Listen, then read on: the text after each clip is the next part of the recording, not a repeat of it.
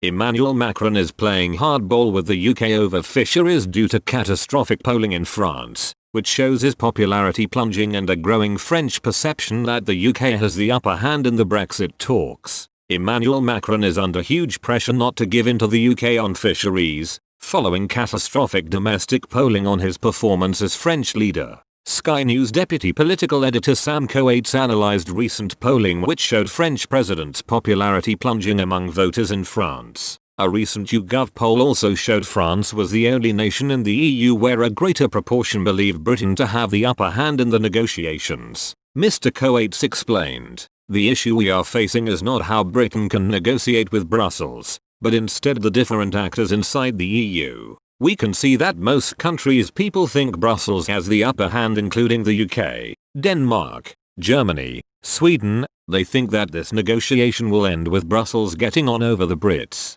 But the most significant is the polling in France. It is reversed. It is the one country where they think the Brits have the upper hand, and Brussels has the weaker hand to play." The YouGov poll, released earlier this month, showed 39% of French respondents claimed Britain has the upper hand, compared to just 30% backing the EU advantage. Mr. Coates said, "This is a huge problem for Emmanuel Macron. If people in that country believe that their leader and the union they are part of is the weaker of the two negotiating partners, then that will leave them dissatisfied with their government's performance when it comes to Brexit. That is putting big pressure on Emmanuel Macron." Recent voter polling also explains why Macron is the EU leader playing hardball the most. He pointed to a national poll tracker in France which showed Mr. Macron, who faces a presidential race in 2022, only had a 38% approval rate. Approximately 62% of respondents disapproved of the French president's leadership.